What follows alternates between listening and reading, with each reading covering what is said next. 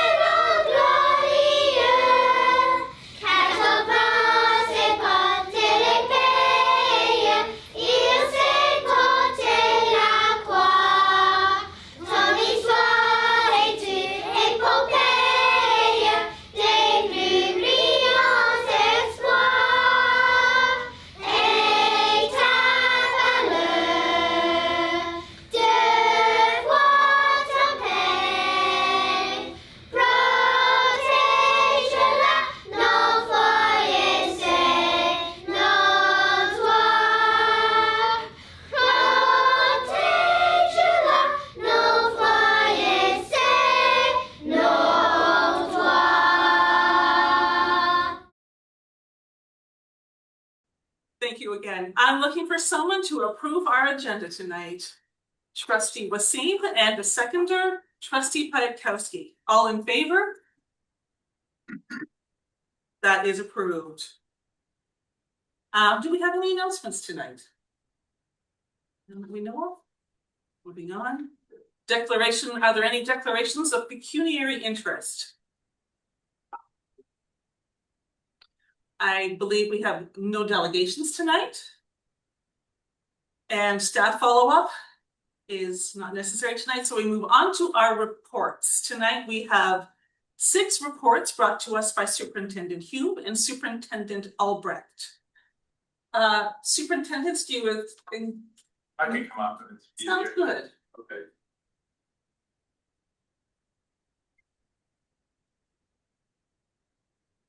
Are you coming up on just for yours? Will Superintendent Albrecht join you in a bit? Okay, sounds good. Thank you. Good evening, everybody. I do it through the chair to the trustees. Sounds good. Sounds good. I'm sharing with you the student suspension and expulsion reports from January, February, March, and April. If you look at folios 1 through 8, you can see the reports I'm speaking to. Overall, some drops in elementary suspension and a few minor increases in secondary suspensions. And overall, there was a shift from school expulsions to more board expulsions, but in essence, those numbers are fairly steady across the year as compared to last year. So other than that, I think if there's any questions, I'm happy to take them. Any questions? Trustee Pajakowski. Yes, through you to Superintendent Hume. Are there any patterns that are apparent with regard to the causes for suspensions and expulsions?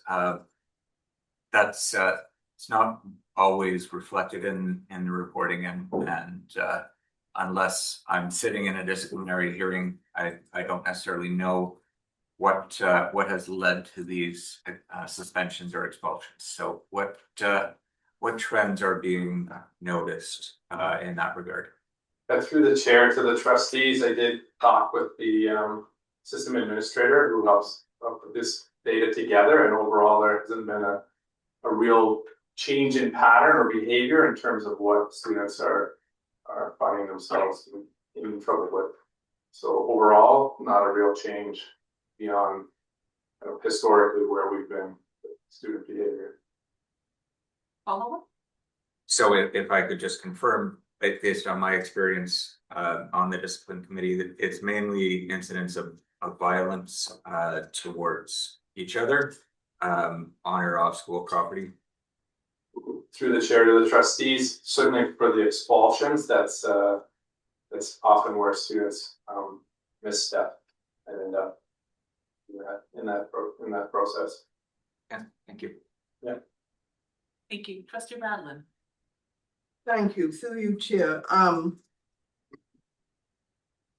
The report has us on this page that talks about status. The third bullet says the board continues to investigate innovative staffing initiatives to support students with the most complex needs. And I'm wondering what those innovative staffing initiatives are, and how are they monitored, changed, revised, added to throughout the year as incidents occur. So I guess the first part of my question is, what are these innovative staffing initiatives? Through the chair to the trustee, I would say, I think I've shared in the past, I'm going to answer this in two parts because you've asked me about initiatives and then also student response. So one, in terms of board-wide initiatives to try and promote more pro-social behavior, we continue to support schools through the active bystander program, as well as the ripple effect program, which are designed, largely we're focused on the K-8 schools to try and get students to have the skills to resolve conflict, or they're feeling some kind of way, what resources do they access? So that's the work that we continue to do through our mental health and safe schools branches. In terms of how do we respond to students who have maybe made some poor choices, we would do what we continue to do, which is wrap around that student in ways through the CYW or through the social worker or with their parents, maybe providing a system navigator to help navigate community supports that are available for those students. You know, as part of my portfolio with mental health, we obviously provide tier 1 and tier 2 supports for students, to some degree the tier 3 supports. So if there's a need for that, we can help connect them to resources in the community. Hello? Yes. So I guess I was focusing on the word innovative because what you have described is what we usually do. And I was just linking this to the report we had, was it a few weeks ago, about the leadership, you know, capacity, leadership goals of the board, and how we were going to be trying to build capacity and staff and so on. So I'm just wondering if, in terms of your staff, these initiatives, is any of that about building staff capacity as well, in terms of doing things different things from what we have been traditionally doing? Are we looking at new ways of approaching these problems, you know, equipping staff to deal with these issues and so on? Yeah.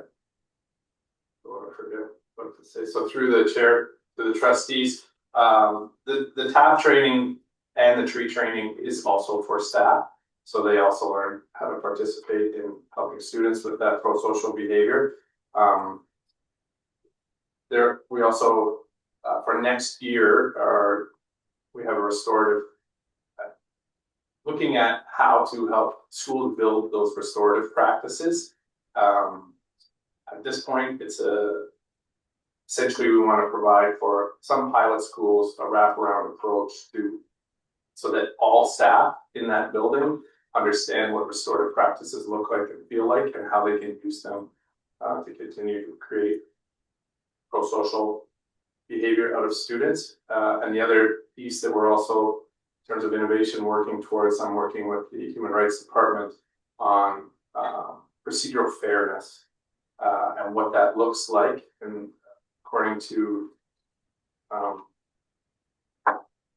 forgive me, it fails me, there are 5 rules that have recently been identified through a judicial process that we're going to use as a template to help administrators make sure that as they work through a process, they have procedural fairness, identifying mitigating factors, putting things in place to make sure that those who are involved in any issues are treated fairly. Thank you. Moving on to Trustee Watson. Thank you, through you to staff. So I'm looking at the months. So it looks like March and April, as you said, secondary is up. And I noticed in the April numbers, it's twice as much for the expulsion. So I'm wondering, were there any trends or anything in particular that staff noticed while looking at these numbers? Because we know that the months of the school, the year, play an important factor. And so when we went from, 9 to 18, it's double. So was there anything significant about that number? Through the chair to the trustees, it's probably important also to note that while it did go from 9 to 18, there's also 0 school expulsions. So in essence, it's the same number of students that were being expelled. Some were school expulsions last year, where we didn't have any school expulsions this year. All of them became board expulsions. So that is just a different threshold. And so,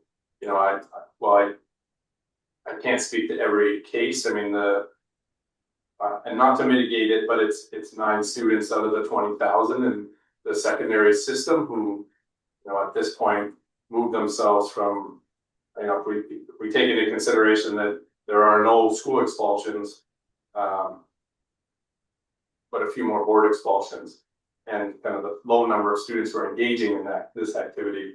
To answer your question more directly, we don't have there isn't any blip that we've identified that would have caused this issue. Obviously, everyone understands there's lots of factors that play into students making the decisions that get them into this process. So at this point, in talking with staff, there wasn't anything that we could identify that was something that we needed to act on directly. Follow-up, Trustee Watson? Yeah, so just a quick follow-up. So obviously the board expulsion is pretty serious. So when we look at this kind of number, 18, this isn't like a normal 1-day suspension for whatever. This is a board expulsion. And I just wondered, was there any, we do receive reports and it will talk about the types of expulsion, but with 18, I think that's pretty significant. And so, in particular that, I guess to me, that's a significant number. And yet we're looking at it and we're saying, well, these are just all random, like maybe there's no connection, or maybe there's groups. I understand you can't give detailed information, but to me, it just seems like a significant number with a significant expulsion, a board expulsion. I'm just wondering, was there any sort of information we could capture from that? The chair to the trustees, and maybe I didn't explain this well, and I recognize everyone has the sheets in front of them. So last year we had 17 expulsions, 8 of which were school and 9 of which were board. This year we have 18. So very similar numbers, 17 and 18. I understand what's being asked in terms of, obviously the board expulsions have a different threshold. I would suggest that with that small number of students, as we all know, students are on a journey, and whatever is happening in their lives sometimes can play out in schools. So whether that's issues at home or addiction or mental health, there's certainly all of those factors play a role in both the event that happens and how we respond to that event. So in each case, I can assure you that we take a fulsome look at what has led to this young person making these choices, and we put everything in place that we have to make sure that those issues aren't going to happen again for that young person. And I can report that the choices, the program where expelled students attend, has a very successful rate of meeting the needs of students and helping them get back to the program or graduating. We all know it's a great program. Thank you. Trustee Wasim. Thank you, through you, Chair. So my question will sound similar to Trustee Watson's, but it's not the same one. My question is about comparing last year's numbers to this year's numbers. So specifically, I was looking at the February numbers from the February 2025 compared to February 2026. And all the other months, for instance, in Q1, the numbers are relatively similar with suspensions and expulsions when compared to last year's, but February's had a significant increase in the expulsions and suspensions. And this is going to be another question related to, has there been a reason why February saw such a big jump compared to last year? Do you have any insight into this? Through the chair to the trustees, we did look at numbers, and maybe the numbers don't give us enough of a picture. That it's not like there was one category that stood out. It was just more of. I don't have a great answer for why February was such a challenging month, other than maybe people were just tired of shoveling snow or like the exhaustion of February. Often transition is a difficult period as secondary students move from semester 1 to semester 2. So could be some of that, but again, I'm just speculating. And the data, as I indicated, really just gave us more numbers. Is there a way for us to maybe dig through that in a more meaningful way? Maybe I need to think about that. Just to understand a process for the reporting, if there's a case where, let's say, you have a student and their EA or whoever is working closely with them switches partway through their semester, the types of incidences that were reported, would those now be counted as brand new incidents under a different employee filing them?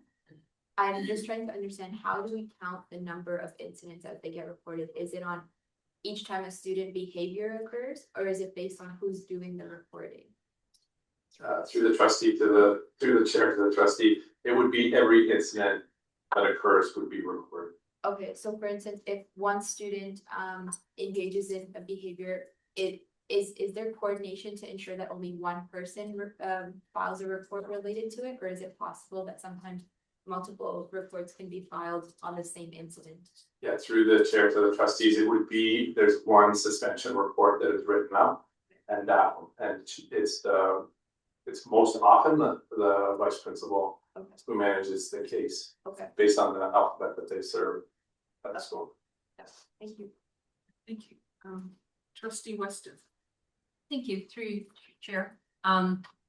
As we were discussing expulsions, I was thinking about the Choices program and wondering what their success rate, and then you mentioned that we had a very successful rate with Choices, and I just wondered if you could expand on that. Like, do you know what the return to regular stream schools is, or the rate of students that return, or the rate that graduate from Choices and move into something beyond secondary school? And if you don't have that data, I wonder if that's something that could be brought back at a future SALT meeting.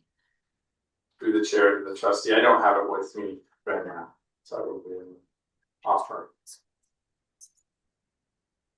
I like the idea of bringing it back to another meeting, though.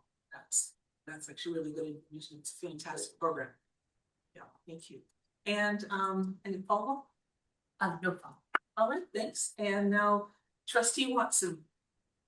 Thank you. Through you to staff. So you had mentioned restorative justice for something about restorative justice for next year. Currently, what are we doing with that restorative justice perspective?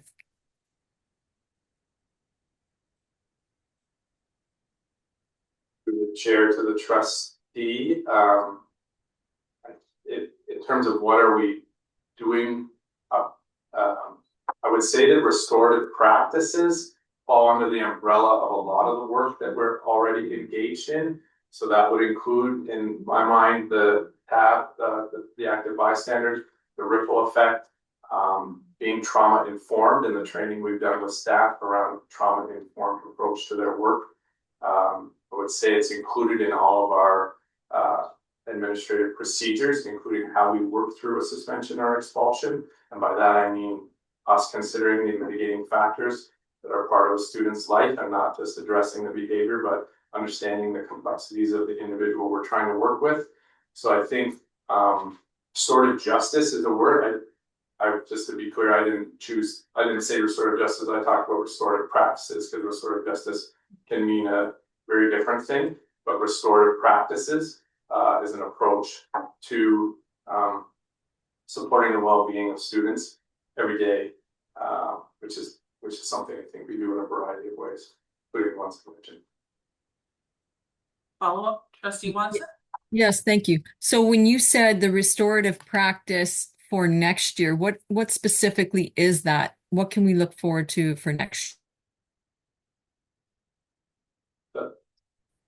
Through the chair to the trustee, so that looks like a pilot program for some specific schools, along with some broader training for interested schools. So from the interested schools, we'll identify some pilot schools and then make sure that the kind of training that we have, the TAP training, the TREAT training, some other restorative practice work will be done with all staff in that building, so that the culture of that building, ideally the culture of that building takes on that trauma informed approach, that radical hospitality approach, that so that staff and students have the skills to better navigate.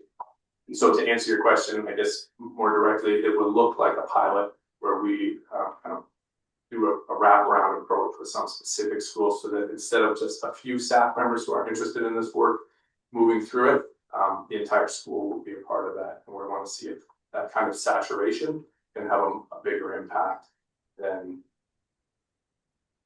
what's been happening so far. Okay, thank you. Thank you. Trustee Radlin. I'm going for the second time. Oh, I'm okay. Yes, thank you. Student trustee Trivedi.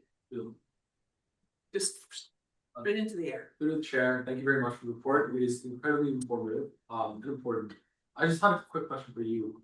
In your experience, what other forms of data could we collect within the parameters of privacy, of course, from these like different from expulsions from other schools or suspensions? Through the chair to the trustee, good question. What other forms of data? And your comment around privacy, I think, is important because obviously we're dealing with. I know these numbers.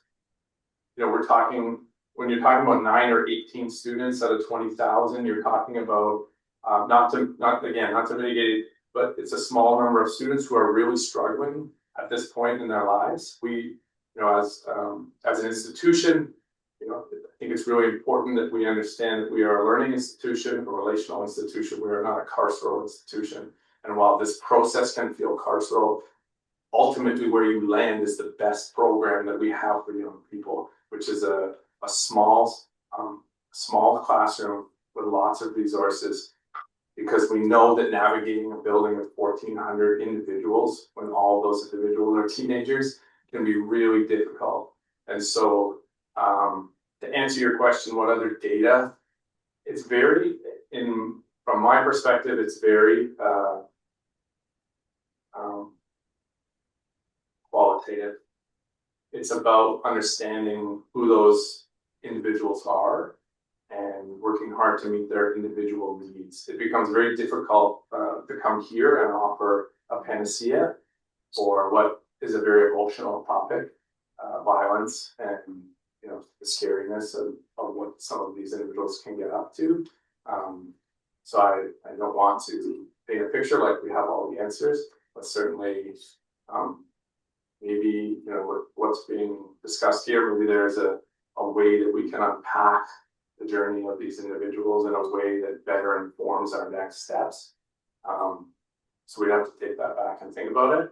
At the same time, I do think that we have a very good process in place as it stands.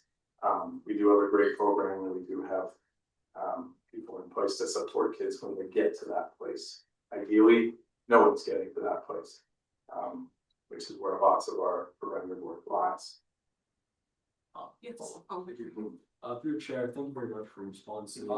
Maybe you mentioned this in your response, and I just want, if you could reiterate it or just mention it again. Do you think you mentioned circumstances in which some of these incidents can transpire, and one of those was the small classroom sizes, or was that what you meant to say? Through the chair to the trustee, I was referring to the Choices program as having small classroom sizes, so that those students have can get their needs met, their complex needs. Yes. Mm-hmm. Yeah. Thank you. Trustee Radman. Thank you, through you, Chair. On the matter of, absenteeism within the system, is there emergency staffing?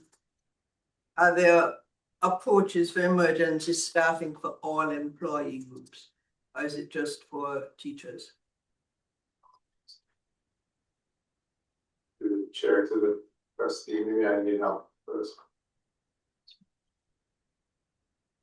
Through the chair to the trustees, maybe a qualifier, like occasional help, so with emergency staff or occasional supports. So is there emergency staff beyond? So the answer to that is yes, there is. There's emergencies.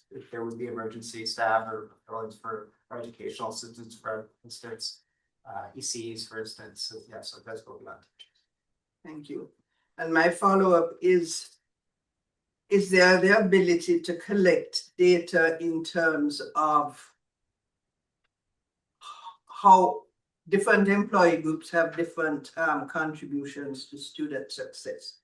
So is there a way of disaggregating the data to see if absences of a certain group are more impactful than absences of another group, or if they're more prevalent? So is there a way we can ascertain in terms of the support we offer students where the challenge is and where we should try to be reallocating resources? Chair to the trustee, we don't currently have that data, and maybe I'll ask just to clarify. Seems strange in this. Yeah, I don't know if I'm getting this correct. Maybe I'm not. Would the idea, for example, be that if child and youth workers who are well connected to the young people and help them navigate those social emotional challenges are often absent, then that leads to more behavior issues because they don't have the resources there when they're having a day and they need that touch point with that adult, but that adult's not available to set. Yes, because I know that when it comes to fail to fills, that they are more prevalent about with certain groups. Right. So yeah, that's the question. So through the chair to the trustee, I don't have the answer to that question, but I think we could spend some time. Yeah, I just think, I see this, I really appreciate the work you all do, and I think I see the commitment of staff at all levels to students and to really trying to improve behavior through positive positive action and positive experiences. But I also think that one of the things that we also want to be considering is, you know, I don't know, when I look at this status thing and I see the same language year after year, I wonder how much reflection we're really doing in terms of what, you know, our interventions. Are we really reflecting and trying to think outside the box, or are we just continuing to do what we have always done? Thank you. Is that a question or just? That's my closing comment. Excellent. Thank you. And trustee Wasim. Thank you. Echoing trustee Rodlin's points that we really appreciate the collection of this data and we know it takes a lot of effort from those on the ground who are involved in reporting to then, you know, creating these aggregates for us to look at. So it is much appreciated.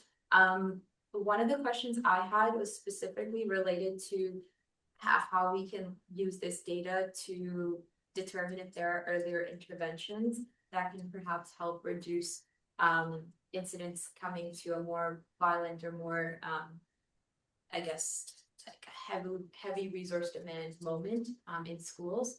So I know this is something that I've brought up in the past, but I was curious about if not quantitatively, if we could qualitatively figure out some ways to determine which students may have some of these higher needs. I know anecdotally we have a lot of information within and around the school system, but if there is some way to capture it, for instance, it could help us to determine if earlier like multilingual MLL families might need additional support, and that might help us with future budget allocations as well. Just thinking through, do we have that in the pipelines? Is that something we're working on? And if not, would it be possible to consider collecting data on the types of the demographics or perhaps the realities of the students that are involved in some of these incidents, so that we can figure out if there's a pattern and if there's a pre-existing program within the board or something new that we need to be focusing earlier intervention efforts on. Is this a Director Miller question? No, through the chair of the trustee. Yeah, I mean, it's definitely true that we are aware that some students have more challenges in their life than other students. And there are certainly efforts made both in terms of resource allocation, staffing, that are put in place to make sure or to help prevent or at least help improve the conditions for students. As the former principal of Eastwood Collegiate that hosted a fairly significant MLO population, you know, we have settlement workers, we have CYWs, we have system navigators, we have translators.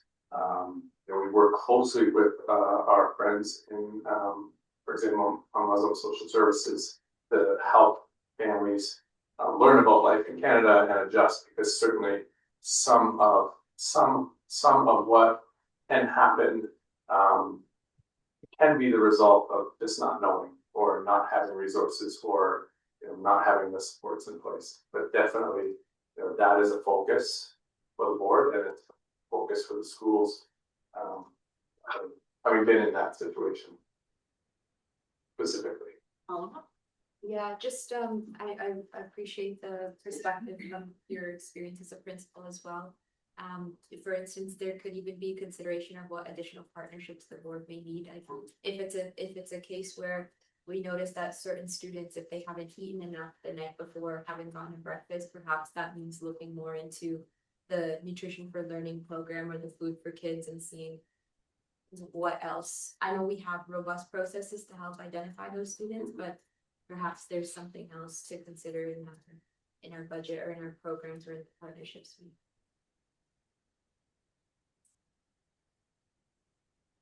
Thank you. I just want a final comment. As I was looking at this data, I'm on a personal level, I'm a little uncomfortable with this being made so public, because these are some of our most vulnerable students, and I would hate for a student to look in here and see themselves, and someone to see them and point that out. It needs to be looked at, and there's been a big demand for it to be looked at. I just personally feel a little uncomfortable with making it discussing it in a public meeting, but I appreciate you bringing it forward and doing all the work around it. And what I kept thinking tonight is how geographically and positionally distant we are from the reality of these students' lives. We sit here in the boardroom at our table in our very comfy chairs, and there are so many stories in here, and they range from everything. Every story is in here, and they're also students with enormous possibility. And I love the fact that when Bruce comes to work, we do have the Choices program that does an amazing job of catching them.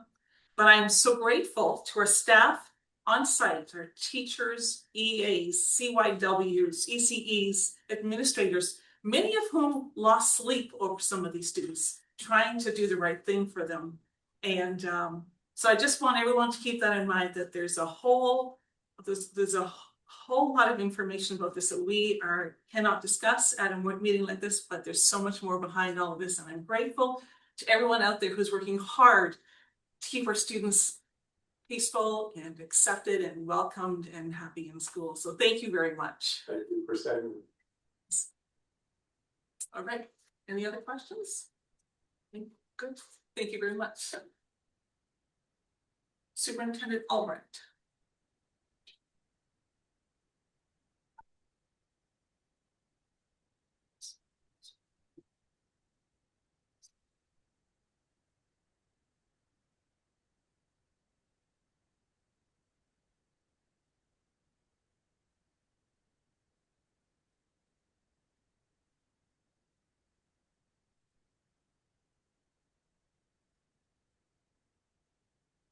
Great.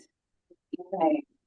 Through the chair to the trustees, I bring to you two reports tonight. On folio 9, you will find the Q3 student behavior quarterly data, and on folio 18, you will find the Q3 student evacuation quarterly data, which is new data reflecting this year. A couple highlights you will see with the student behavior quarterly data. We did see a bit of an increase from last year, an increase overall in elementary of about 11.7%. Secondary, we saw a significant decrease of about 38%. So again, we don't like to see any increases, but it was a bit of a decrease from 2 years ago in elementary, and there was a significant decrease in the lost time in elementary. And so that's the most significant impact on staff. So we were happy to see a decrease there. And I'm just going to invite any questions that you might have.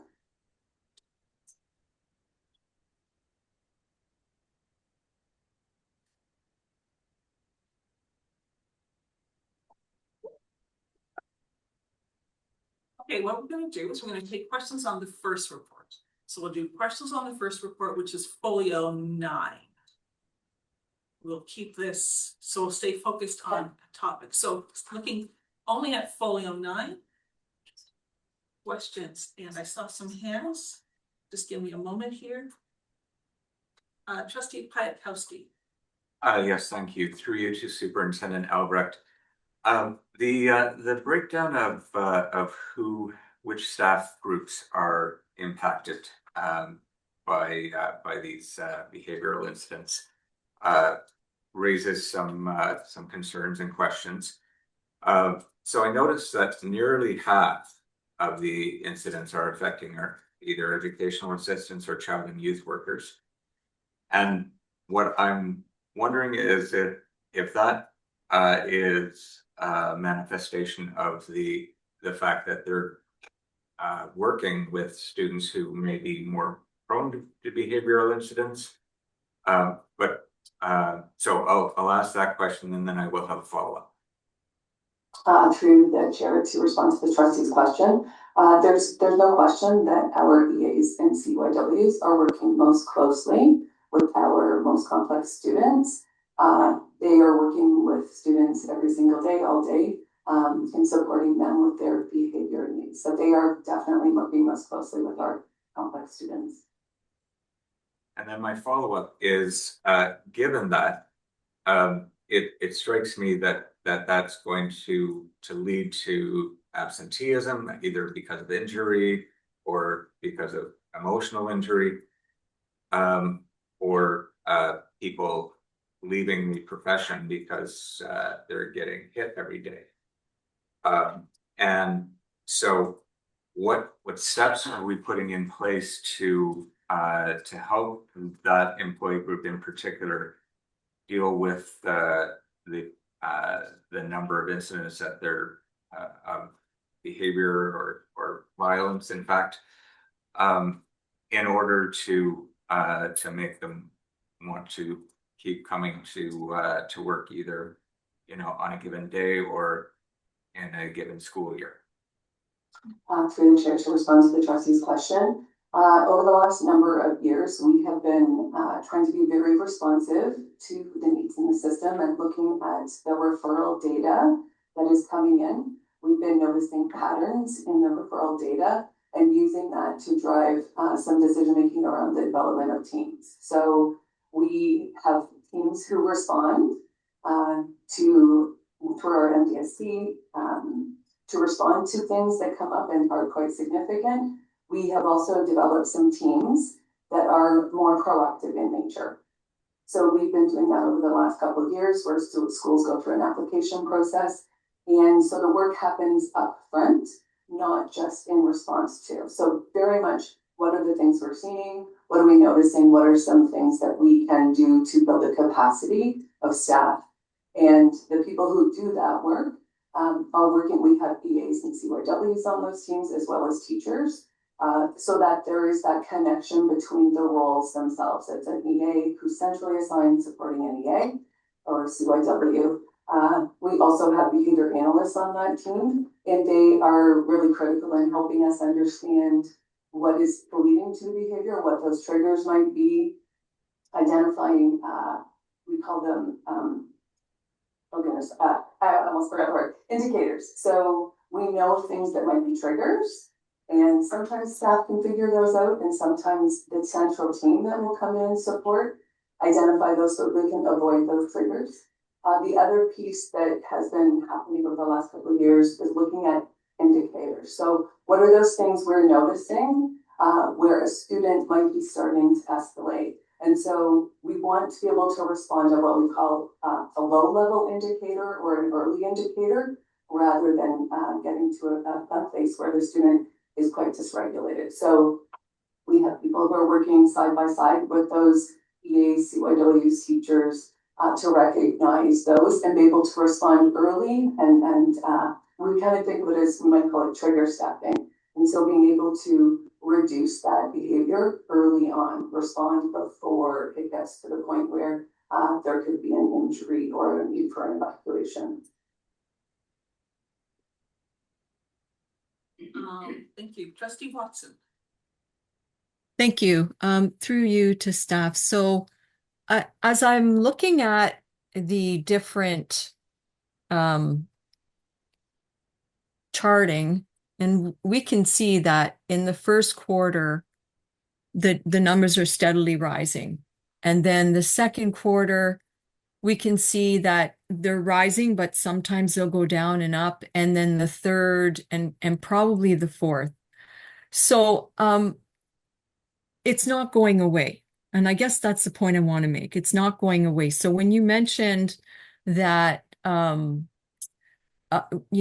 we have support teams that go in, do these support teams actually watch, like they're in the classroom, they're watching the interaction, they're looking for triggers, they're like, are they interactive, or is the support team a group of people that sit around and talk about the situation after it's happened? Like, how involved is this support team in the classroom?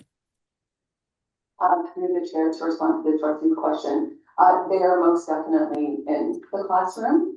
Part of what they will be doing, and most notably the BCBAs, the behavior analysts, they are looking very carefully at the behaviors and what is happening to help identify those triggers. Again, we have many skilled educators already in our classrooms and our schools, but when it gets more complicated, then we have that team. So the behavior analyst can come in, identify what are those triggers, and what are those indicators that the people who are working very closely might be missing. So they would be taking that data, supporting the staff and reviewing what that data is, analyzing it, and then making plans based on that data. So they are in the classroom, but they are also working side by side with the school teams, and they have meetings outside as well, just to work through and develop the skills of the staff to build their capacity in knowing how to respond to the student and what skills to build for the student. So we're Thank you. sort of the staff and helping them in the building the skills the students need. Thank you. Are we also tracking if those recommendations are successful, or, you know, do we have to come back and maybe try something else? Like, are we tracking the success of, you know, the behavior support team? And because I can just imagine, like, you would have so many students, and then as a group, do you sort of, you know, just say, okay, we had, you know, 300 students and 150 were resolved, or, you know, or are they sort of back on the caseload? Like, how do you actually track the success of these groups and the recommendations that they make? Question. There are times when the team will go in and they do sort of a bit of a gradual release where they're coaching and modeling for the staff, and then releasing the responsibility to the staff and making sure that the staff are able to implement the strategies, and then the team may leave. There are times that we do return to a school if necessary in relation to supporting a student, and it might be just to tweak a little bit. Maybe there are some other complex things that are happening, but generally what happens is they're in, again, collecting data, analyzing the data side by side with the staff, then working to gradually release responsibility to the staff so that they're able to continue with the work that began with the central team. I have another question, but I'll wait for next time. Trustee Waseem's next. If there's a trustee after me, Chair, is it possible to go to them first? If not, I can. As far as first round, no. Yes. Okay. Oh, there is. Trustee Radlin. Did you ask the question? Okay. Thank you, through you, Chair.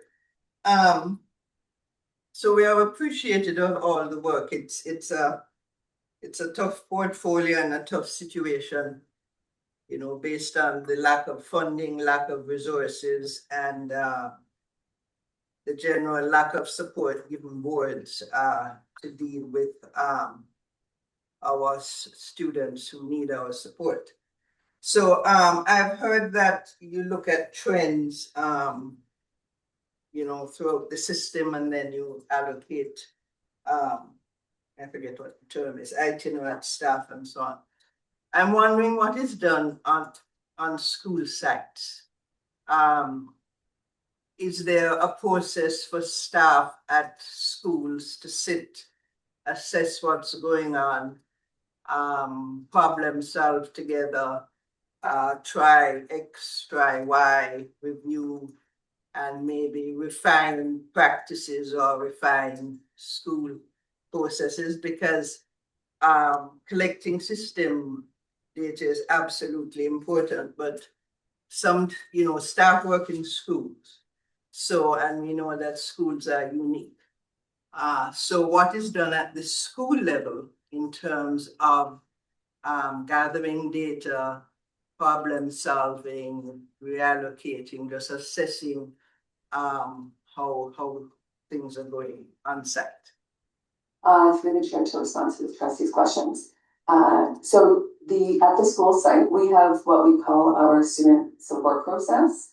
And that is the vehicle where an educator, again, they're working in their classrooms, getting to know their students, working alongside families, getting to know from the family what they may have to offer if the student, if the teacher is having some difficulty. They may then move to what we call our in-school support team. And that team is made up of the special education resource teacher, teachers maybe from different divisions, as well as the administrator. And that team comes together to take a look, what are those things that are in place?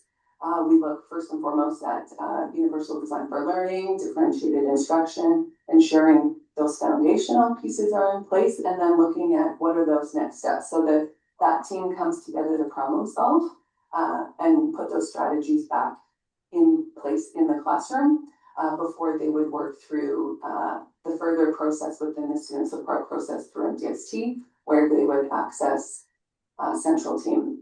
I can also add a little bit around building the capacity of those teams. So over the last few years, we've offered training through the Geneva Center that we offered to a classroom teacher, a special education resource teacher, and a principal to build those capacities of those educators to meet those needs of the students. And again, coming to ISST, building their skills to respond.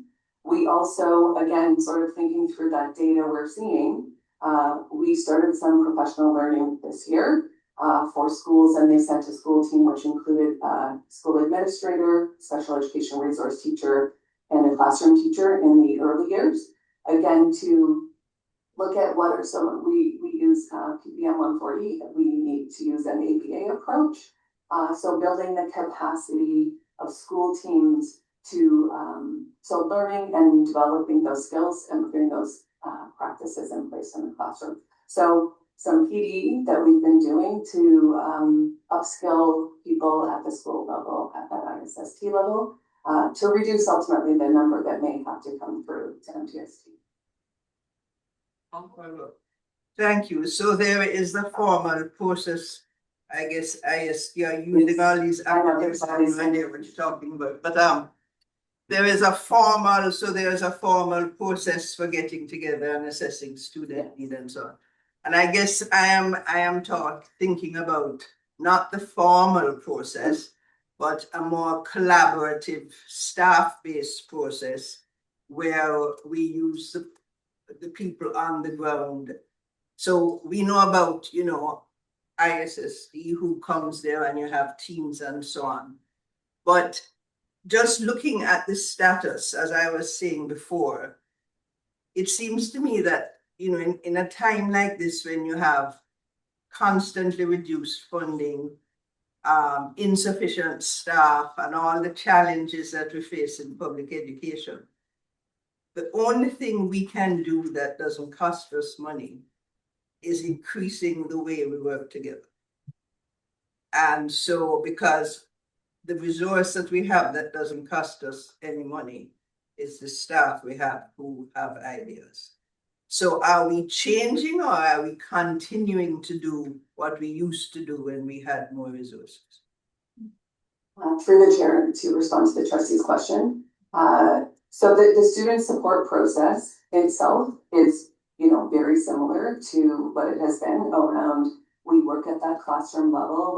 The classroom teacher would work collaboratively with the CERT to get a sense of maybe do some observations, what are some things we can put in place, and then working up to that in-school support team, which is very much that collaborative team made up of in-school staff. So the CERT at the school, principal, and often teachers from different divisions and that have maybe different experiences to help problem solve, as you say. And what we've done over the last number of years, and as I shared this year with the PD, is trying to help build the skills of that team. And administrators are also taking some of that PD and taking it and working at it broadly at their staff meeting. Again, to build the capacity of all staff. But that very much is a collaborative school-based team, that ISST team. Right, thank you. Moving on, trustee Waseem. Thank you. Through you, Chair. Just giving the preface that the questions are not to say that they're not meant to be in a blame factor. I'm well aware of the larger context around funding that I think some of the trustees have already mentioned. So we really do appreciate everyone's efforts given the constraints that everyone is working within. My question is specific back to that point of how 50% of total incidents are within the EA and CYW category.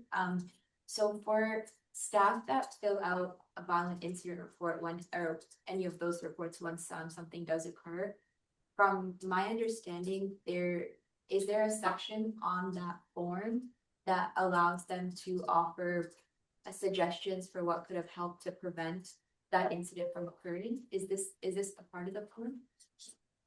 Through the chair to respond to the trustee's question. So when there is an incident form completed by a staff member, the administrator would follow up with that staff member to review the incident and see, you know, what happened, and that could be part of that conversation. And then looking at, okay, what might we try differently? So that would happen within the conversation that follows the incident report submission. Okay, and as a follow-up, thank you. As a follow-up to that, I'm just wondering, is there any follow-up from the school's administration for those who do fill out the reports? As a way of saying like, this was a suggestion in the report that you filled out. This is what we can do. This is where we might have, like, is there increased communication after, or is it that a report's filed and then it's left with the administrative team to determine what next steps can be taken after that consultation happens? Through the chair to respond to the trustee's question. So the administrator would do what we call a debrief. And again, that is reviewing what happened when the incident occurred. And they most definitely could identify maybe there needs to be a change in the safety plan. Maybe there should be a classroom audit. So they would look at next steps and hear these suggestions from the EA or CYW or whoever it is that completed the incident report. We are now moving along to our second round of questions. Point of order, I have a question. So I understand, I just said we're moving on to our second set of questions, so Okay. you're on the list. Trustee Piatkowski is first, you'll be second, and I'm just waiting to see if anybody else is gonna pitch in. Here we go, and we'll see, will be the third person. Okay, Trustee Piatkowski. Okay, I have a question and a follow-up, but first I wanted to correct myself. When I said that EAs and CYWs represented almost half, at that moment I had 2025 numbers in front of me, and for this year it's actually slightly more than half. So I'm just correcting the record there for what I stated on the statistics.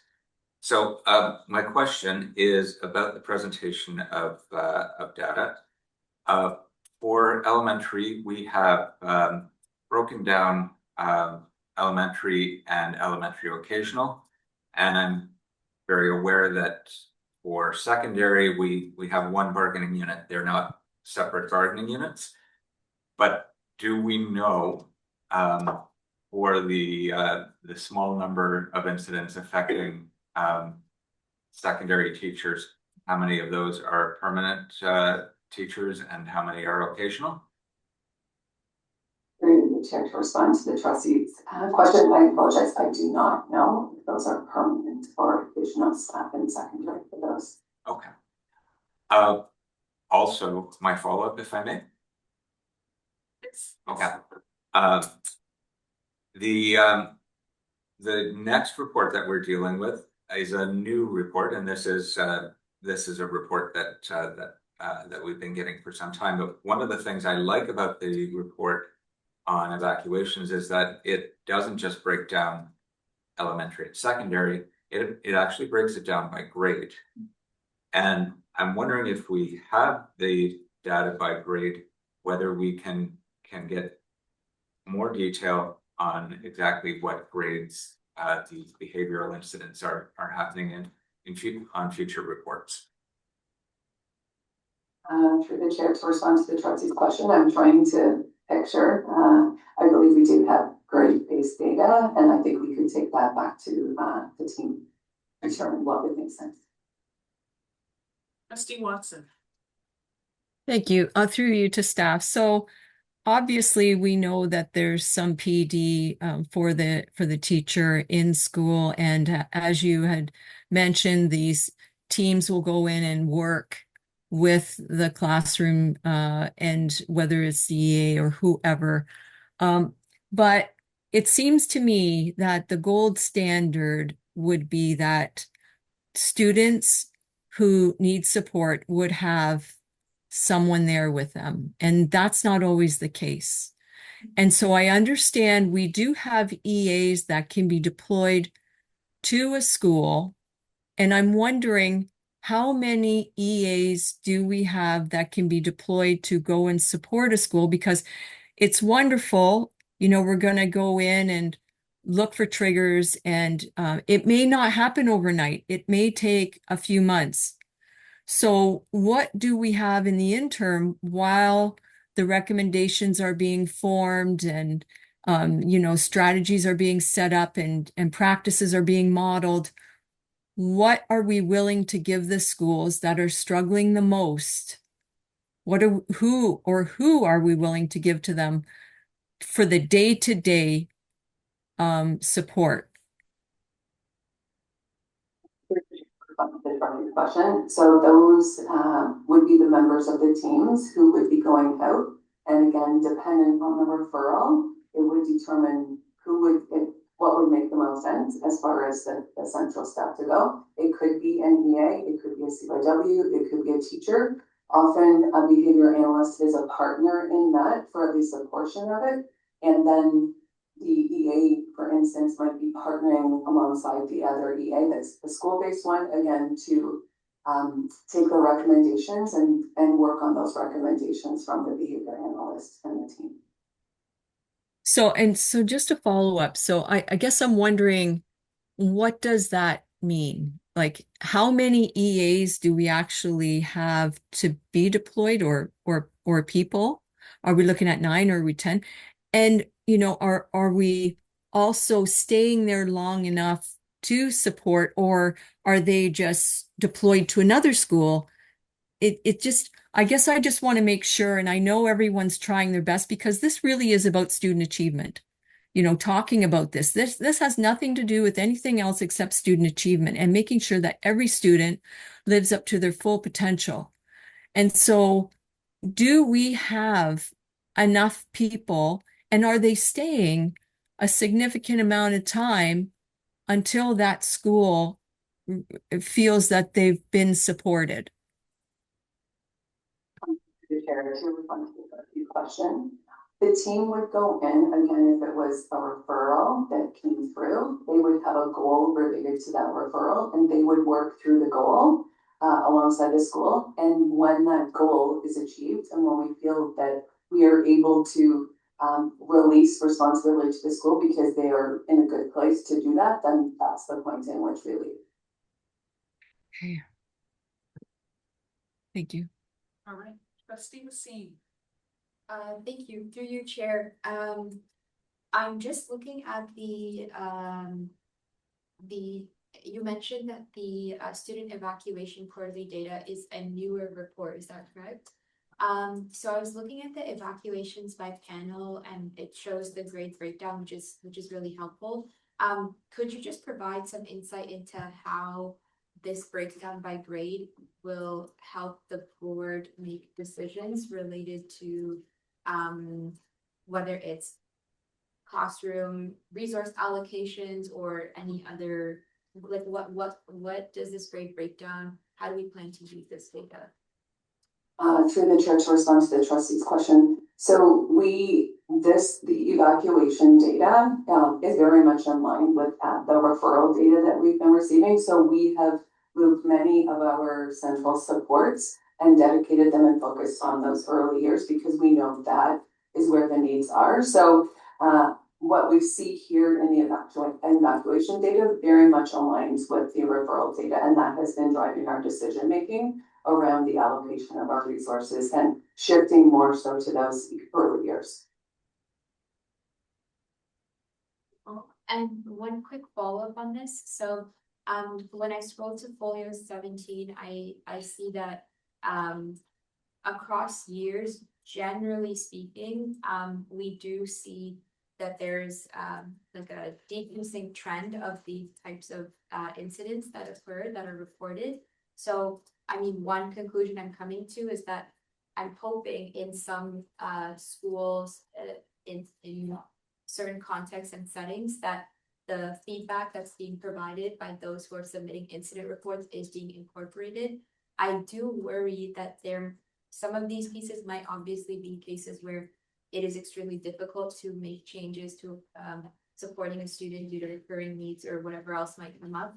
But I do wonder if there are maybe opportunities to look at best practices from one school or principal's relationship to, or VP's relationship to managing some of those follow-ups and implementations that might be necessary after an incident. Is this something we already do?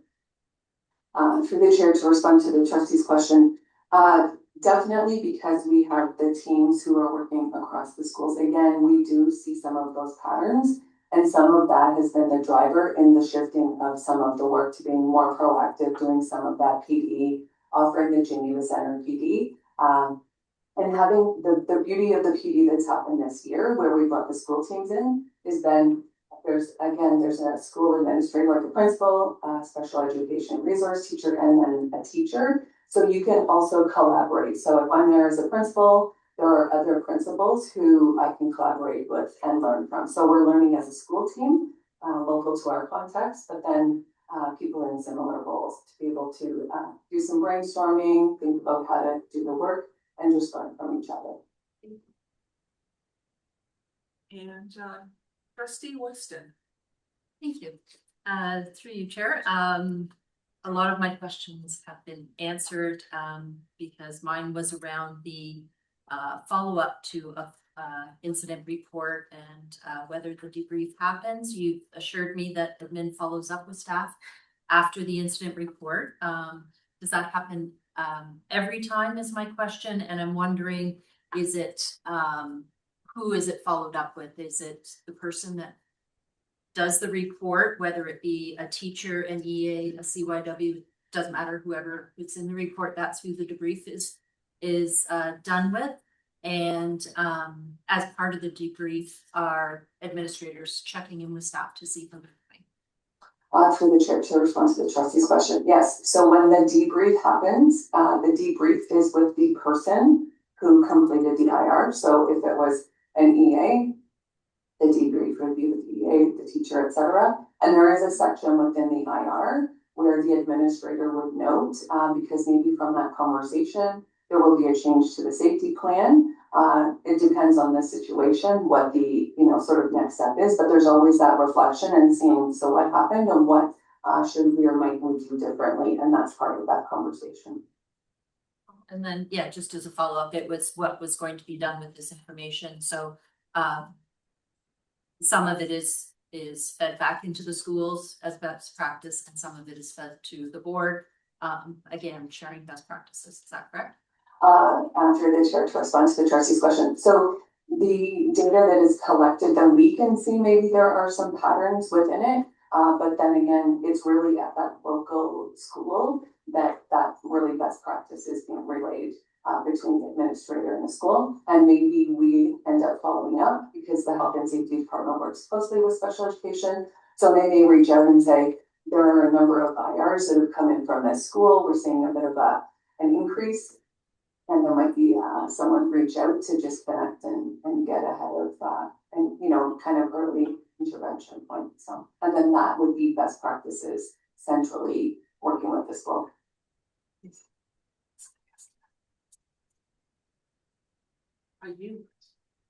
We're give us a moment here. We're going to move on to the next folio in just a moment. Is that what you're waiting for? Okay, thank you. I want to thank you for your report on folio 9 there, Trustee Albrecht.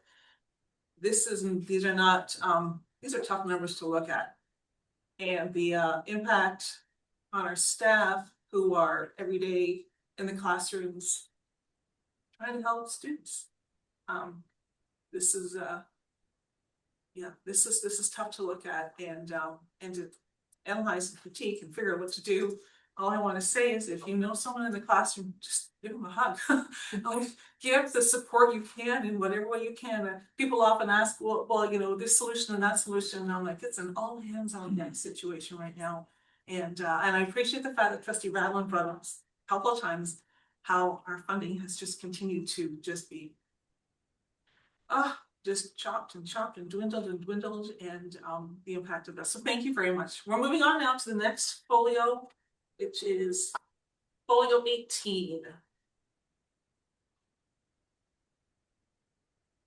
Did you want to say? No. She spoke about it, yes. Any questions about folio 18?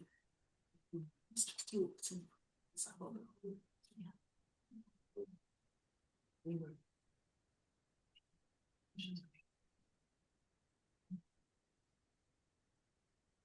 Trustee Watson's hand. It's been like has a visit. Okay, I see the hands up for trustee Ratland, trustee Piatkowski, trustee Watson, your hand remains up. Is it up for this one? Yes. All right. Trustee Ratland. Thank you, through you, Chair. I'm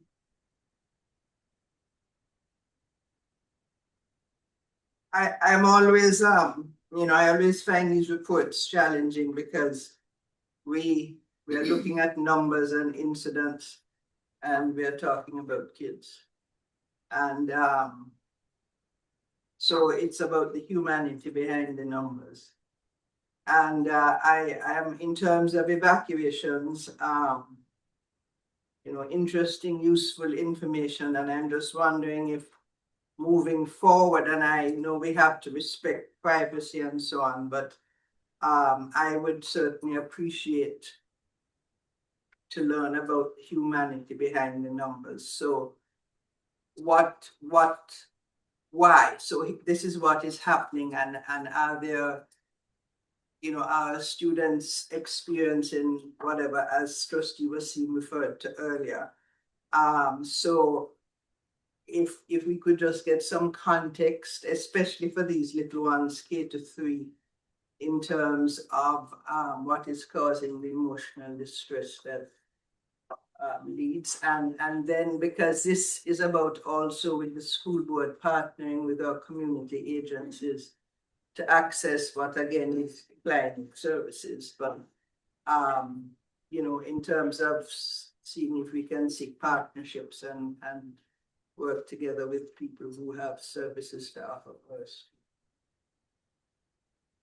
Through the chair, to respond to the trustee's question.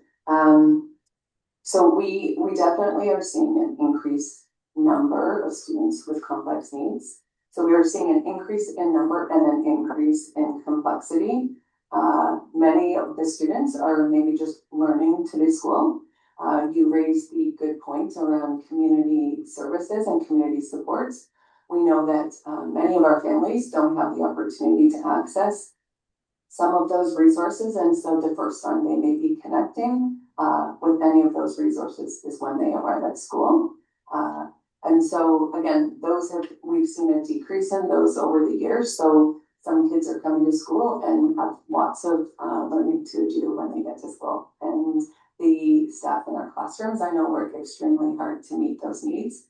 We partner with members of our multidisciplinary support team. Our speech language pathologists are a really key part of this work because we've got many complex communicators. So they are a great addition in helping educators in classrooms build tier 1 resources to provide communication supports for all students. And then of course, they also work closely with students who may need very specific communication supports. So that is a partner that is a school-based partner that supports classroom educators and very much so in in those early years. And we've seen a significant increase in complex communicators over the last few years. Thank you. Trustee Piatkowski. Yes, thank you. I believe that it might be CEO Miller that needs to answer this question. But if you have the answer, you can.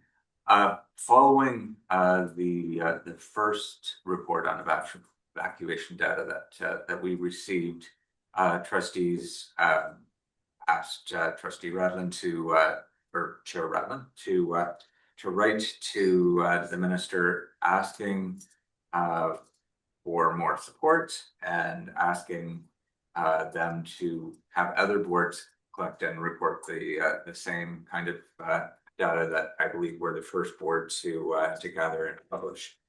So did we receive a formal or informal response to that? I know that we didn't receive more money, but Did we receive a response on the collection and reporting of data? Through the chair, no, we have not received any response to the letter that was sent. Okay. Follow-up? I don't have a follow-up, but I will have a second question later. Trustee Watson. Thank you. Through you to staff. I really do appreciate the numbers and I appreciate the work going into all of the information that's provided, because as overseers, we should be monitoring. We should be looking at the numbers. We should be asking questions about the numbers. And I think this is healthy. I think this is good, especially when we work with our partners. But when I look at Folio 19 and we can see that the grades for the evacuations, are from kindergarten to grade 3. And I know there were other evacuations, but we can see the bulk of the number, especially with grade 1, which would fall in line with what we're being told, that we have students who are coming into classroom with complex needs, and we're doing the best we can, but there seems to be the evacuations are growing. And so if you look at the evacuations in that quarter, there were 45 instructional days. And if you average it out, it's 20 evacuations a day. That has to impact student achievement and well-being. And, having this information really shows us where the supports should go. And I'm wondering, my question is, with this information, are we specifically looking at those younger grades, and especially grade 1 seems to be, that grade where the transitions are different. Kindergarten is a lot of fun. It's play-based. It's still learning, but grade 1. So specifically, what are we doing for those younger grades? What are we doing? What supports are we providing? Given this information, we can see that it's mostly the younger grades. Through the chair to respond to the trustee's question, as I shared, the two reports are very much, the responses to both of them are very similar in nature. We have shifted our supports over the last number of years very much to those early years, knowing what are the skills, what are the things that we are seeing, again, in referral patterns that people are seeking support for. We see the patterns through the evacuations. So we are we've developed the PD this year that schools were a part of, 45 schools were a part of that as an initial stage. We have a proactive team that schools have applied for, again, identifying maybe they see some complex students coming into grade 1 or in those early years. They do an application for a team to come in more proactively and build those skills. And then we also have, and those are very much K-2, K-3. That's where the focus is, with some exceptions, obviously, to junior and intermediate grades. But the bulk of those resources are dedicated to those early years. And one of the teams this year, we added a DECE, because what we know is they have great expertise around those early learners. So having that person connected to the team has been a great benefit also. Just looking at that developmental continuum. And then again, of course, working with our SLPs and psychology and social workers to provide those supports. Follow-up question? So when we look at all of those supports, and you had mentioned a bunch of positions, what specifically, what's the role for parents in that? Through the chair to respond to the trustee. Oh, sorry. No. Okay. Through the chair to respond to the trustee question. So earlier, I mentioned our student support process. And so in that case, that parent would be the first contact for a teacher. So, you know, students who may be coming in with some complex needs, there would be some early meetings with the teacher, the CERT, getting to know the student, their areas of strength, their areas of need. Let's say there's not a pre-meeting that happens, but we're noticing the student is having some difficulty, we're having difficulty meeting their needs. That first call would be to the family, again, to find out from the family what they might be seeing at home and what they can help us to understand about their student. Trustee Pankowski, your second question. Yes, thank you. I didn't want to tag this on to as a follow-up to my other question because it's unrelated. So I just want to be procedurally fair. So one of the encouraging things about the numbers is how they drop off after grade 3. So it would seem that some of the interventions that we're doing at the younger grades are helping students to regulate their behavior in such a way that that we're not experiencing that as those students age, that they're as they're able to control their outbursts or whatever it is that that leads the classroom to be evacuated.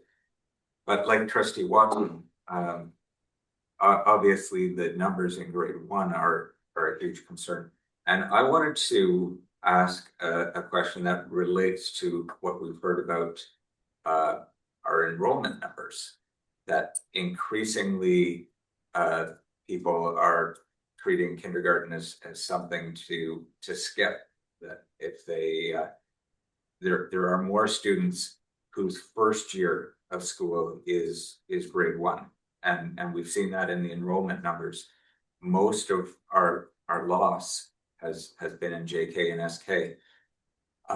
So I'm wondering if we can use what we've learned through gathering and reporting these numbers as a tool in trying to encourage more parents to register for kindergarten, so that that their students can learn to engage with their peers and learn to engage with adults in the classroom in a more positive manner, rather than showing up in grade 1 and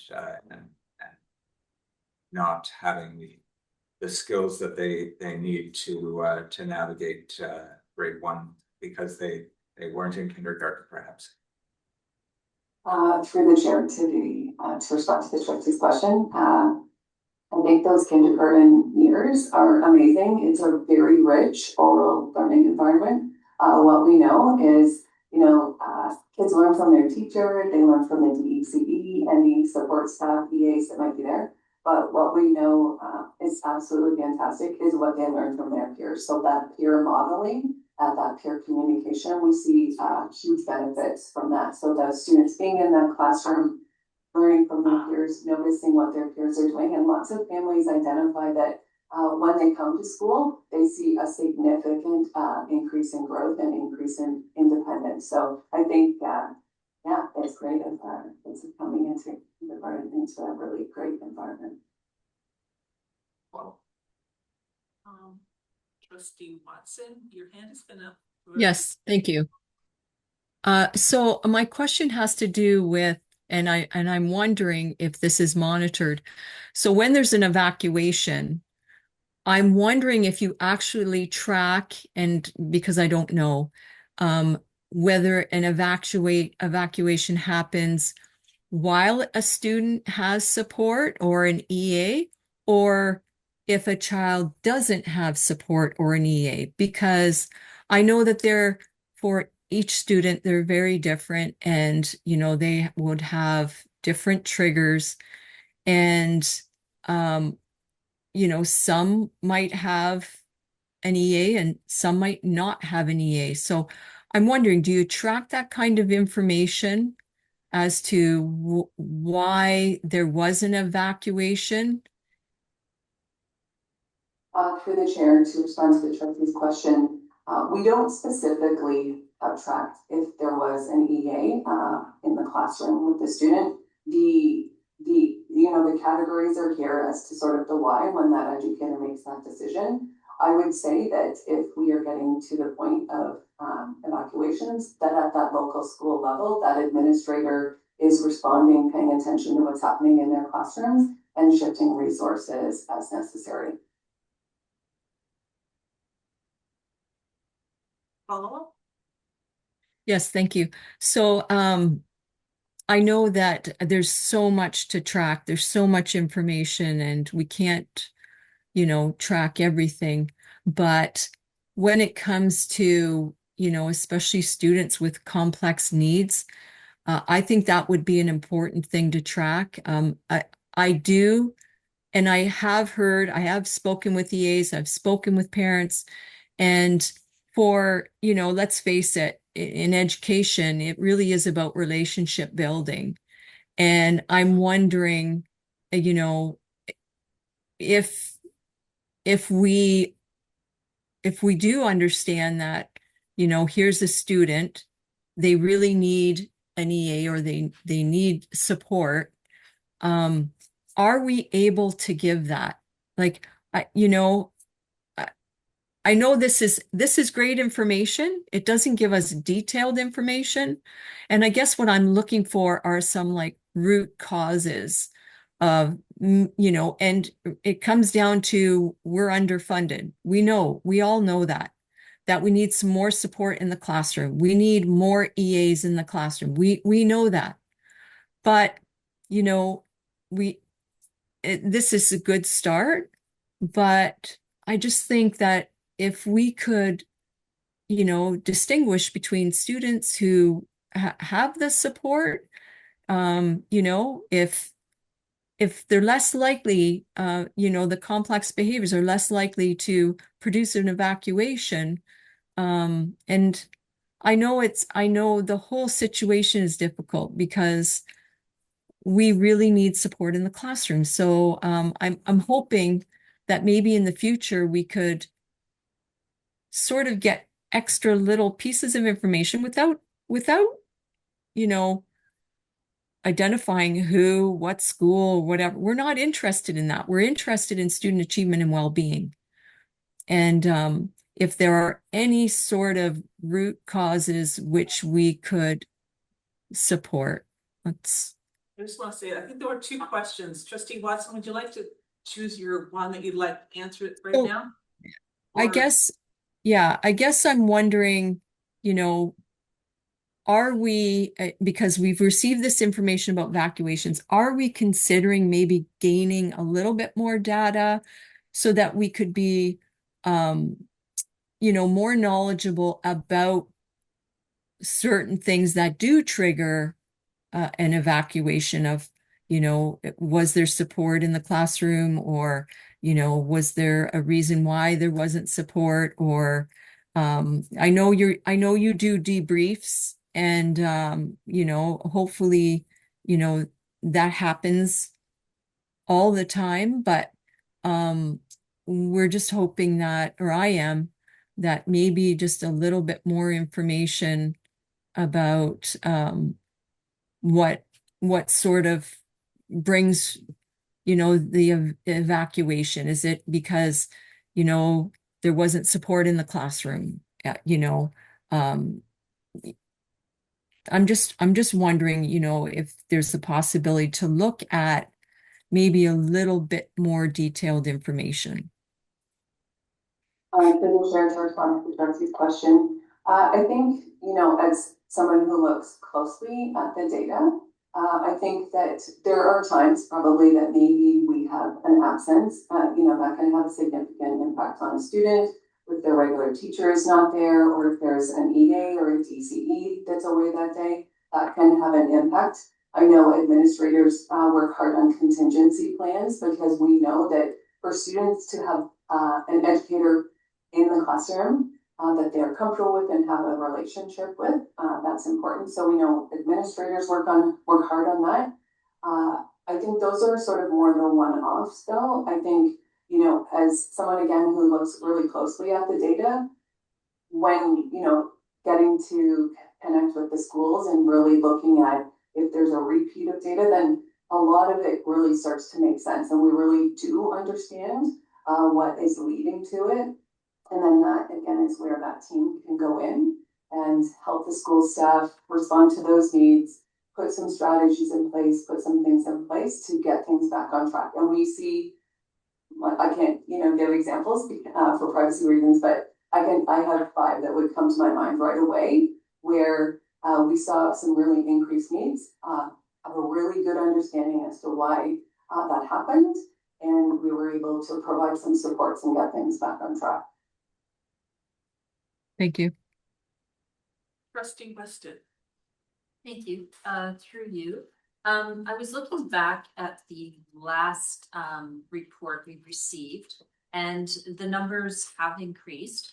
And just I would have thought, given the behavioral incident reports that see a spike in the first quarter and then slowly decrease, that I would have expected to see these numbers to be either the same or a little lower, but they're significantly higher. And I'm just wondering if you have some reasons why that may have happened. Through the chair, to respond to the trustee's question, I noticed that as well. Definitely curious about why that might be. It could be that it is a newer report.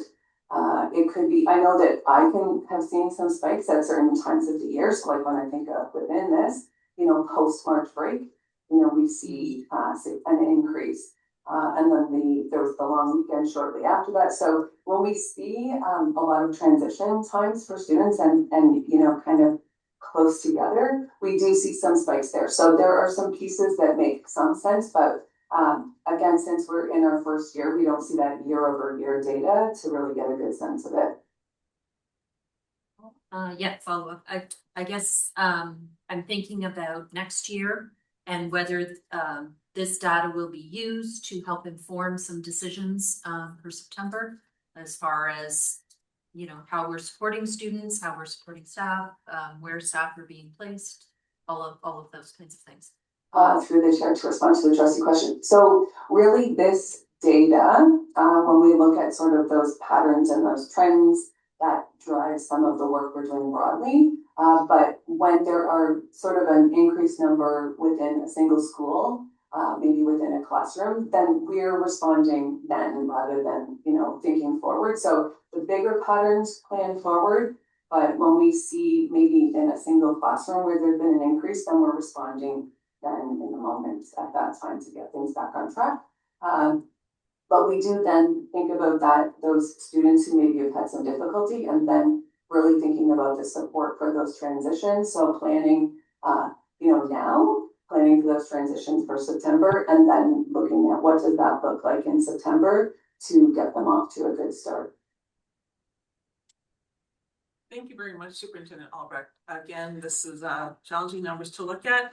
I'm not a big fan of these numbers being made public, but I appreciate the work that's gone into protecting the privacy of our students in all of this. And what I see is I see the genius of those education workers in the classroom doing all the preventative work leading up to, and all of the number of things that they tried to do before the evacuation occurred. And there's an enormous amount of work and many, many stories around each one of these things. So I thank you very much for your time.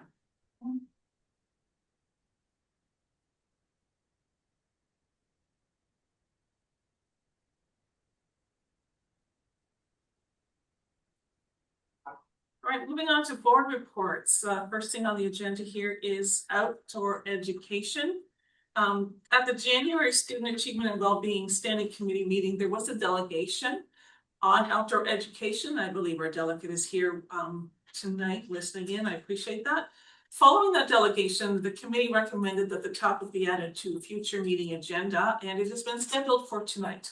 Staff has prepared some comments regarding the outdoor education program and specifically the Laurel Creek Outdoor Education Center. And I will turn it over to CEO Miller. Thank you. Chair Johnson, and through the chair to trustees, just tonight we'll speak specifically to the Laurel Creek Nature Center, and want to just say a couple of things prior to that is One, certainly moving away from the Laurel Creek Nature Center this year was a very difficult decision. We have a long-standing tradition and a lot of great learning of outdoor education, land-based learning has happened there over the years. And I think that when we make these decisions, they're never taken lightly. The other thing that we've heard repeatedly tonight is some budget constraints and other things. And in addition to that, partnerships. And we've talked often, we had community partners and others. And through the last number of years, many people have struggled with funding taken away, things changing and so forth. So to highlight those things tonight are specific to Laurel Creek is making the decision again to step away. Going back to that, we have a long-standing relationship to the Grand River Conservation Authority and have worked closely with them throughout our time at Laurel Creek.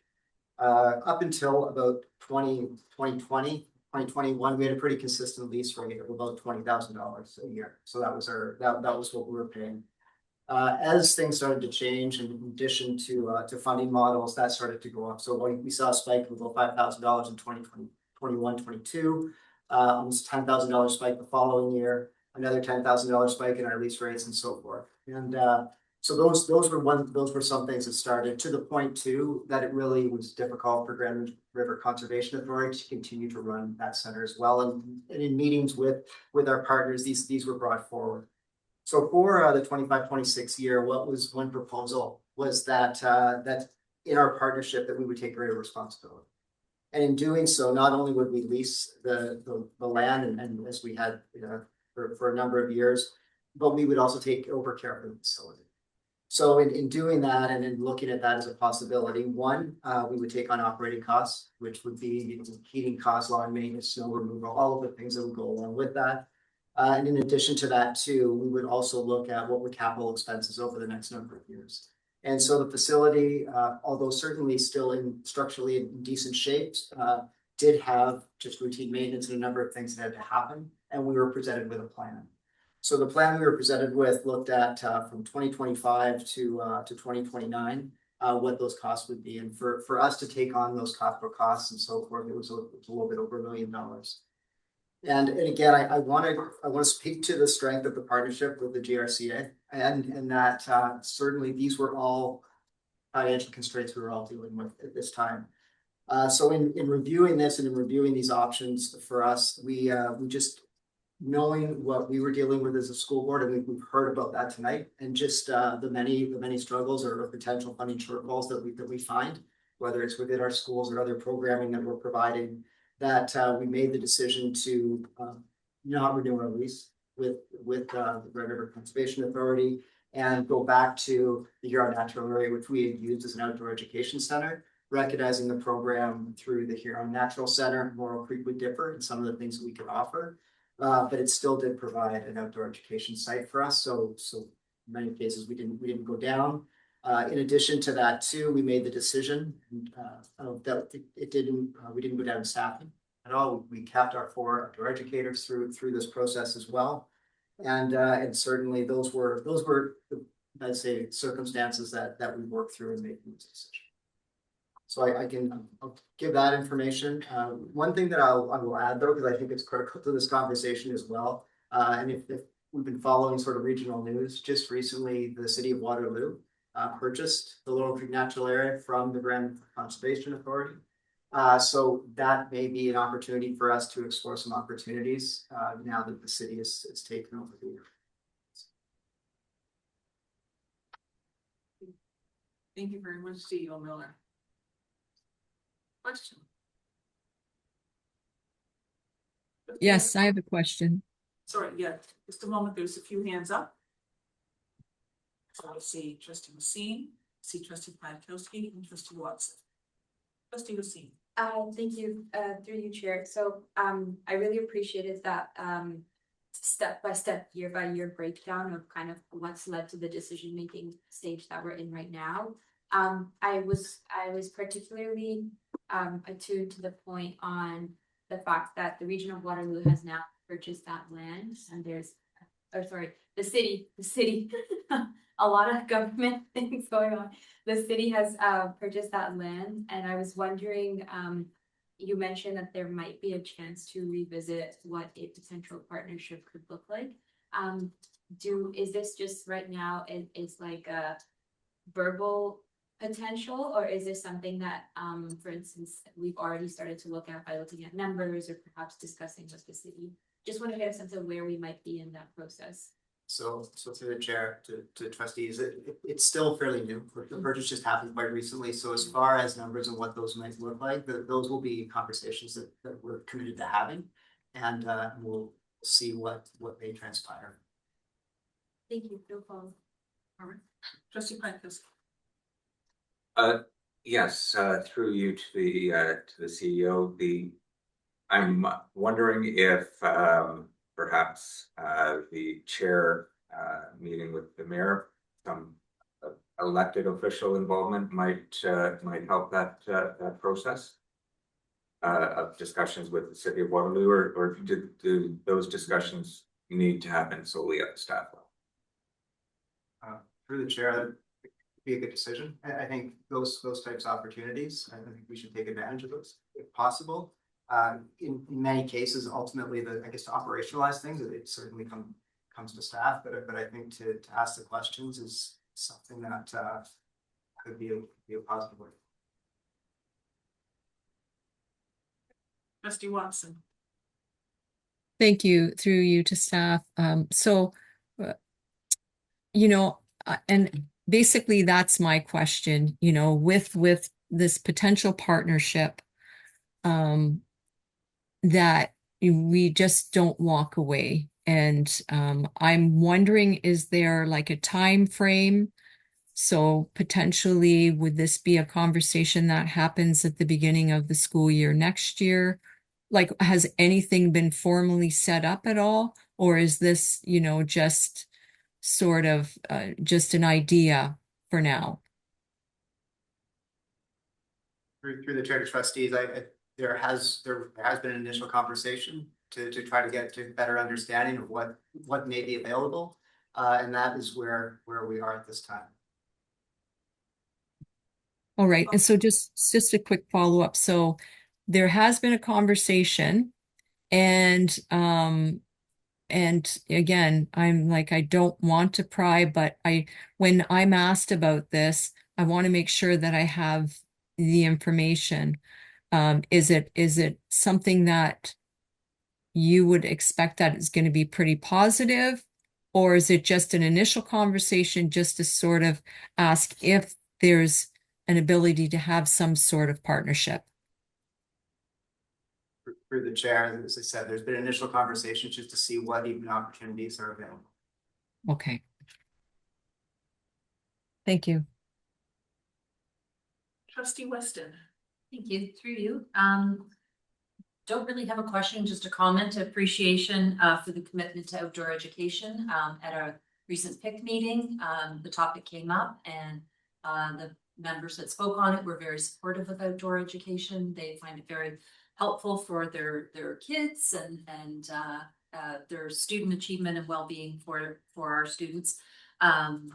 So it's an important piece of the education we offer to our students. So appreciate the commitment to it through Huron Natural Center as well as Blair Creek, and appreciate that we still have 4 staff in place, and that conversations are continuing about Laurel Creek. So thank you.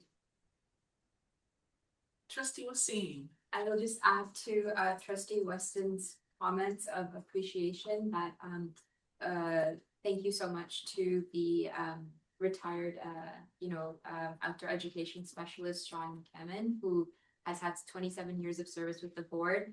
I think regardless of what the outcome of these potential new discussions might be, we sincerely appreciate you bringing this forward, and the care and the dedication to your time with the board, students, and the value that people can get out of outdoor education is very evident. So we sincerely appreciate that.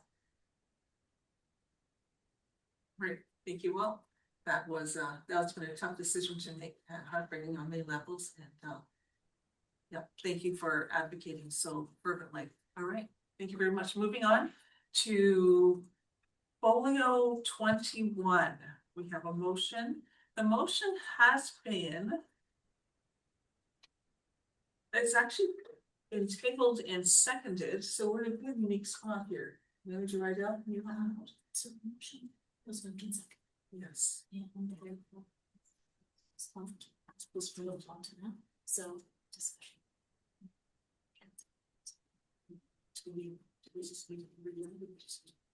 I would just.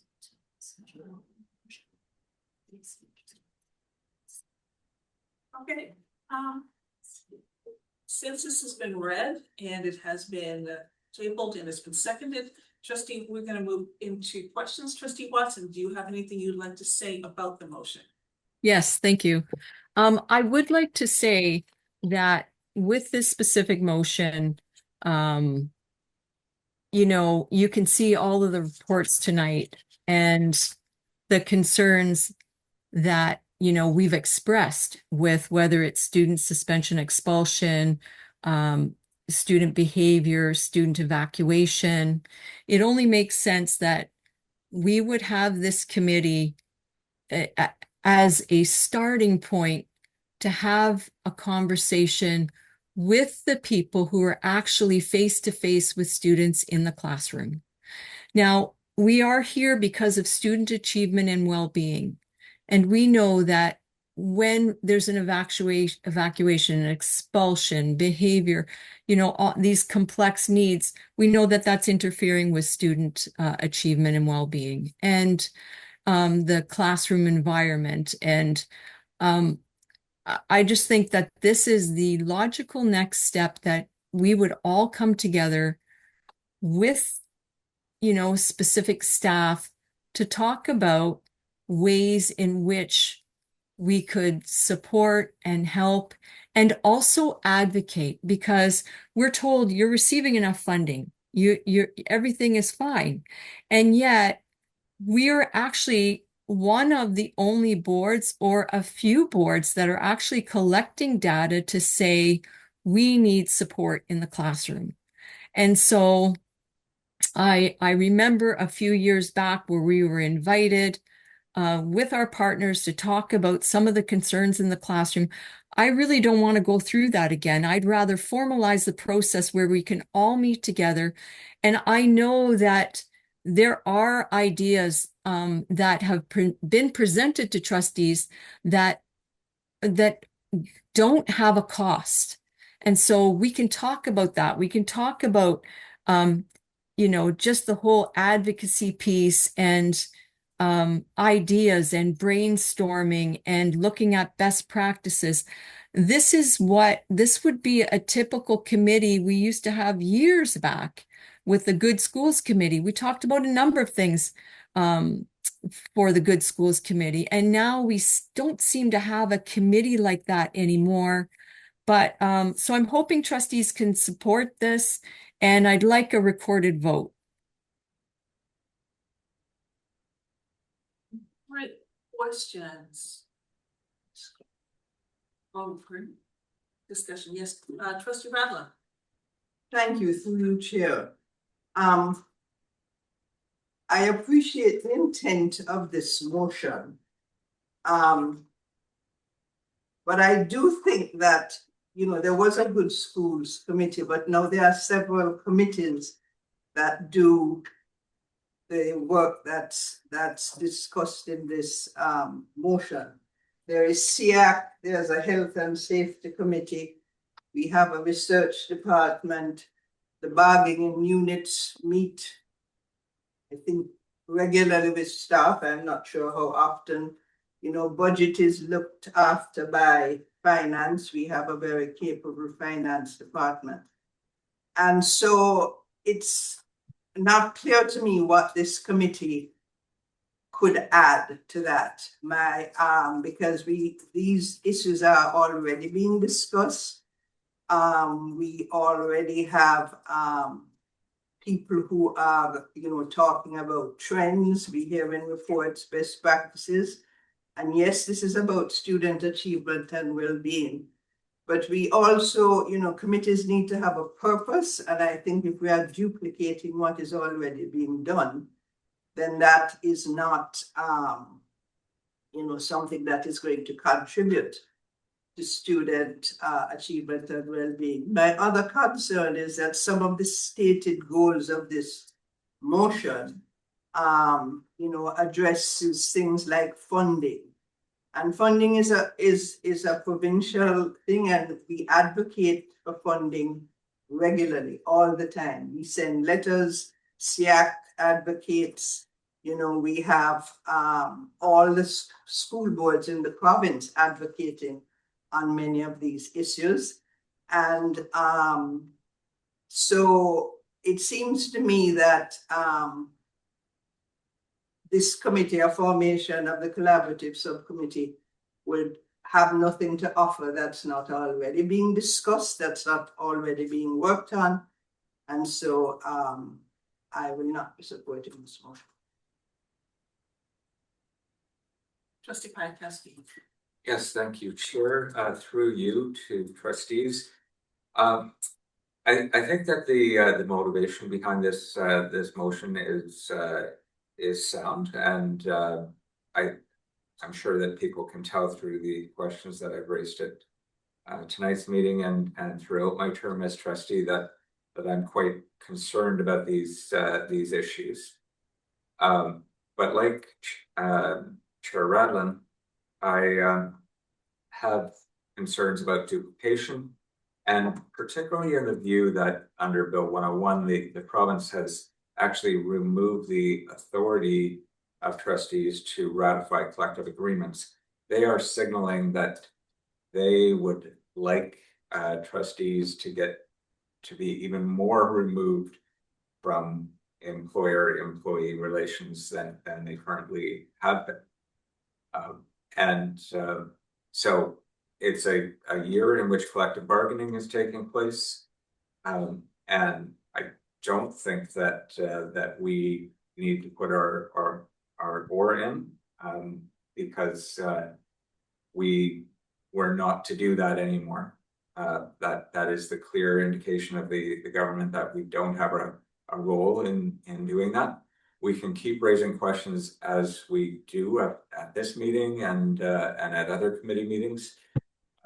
So we receive the data, we ask questions about it, we ask about practices, but I don't think we need a new committee to duplicate the work that's already been being done by staff advisory and joint health and safety and so on. Student trustee Trivedi. Thank you.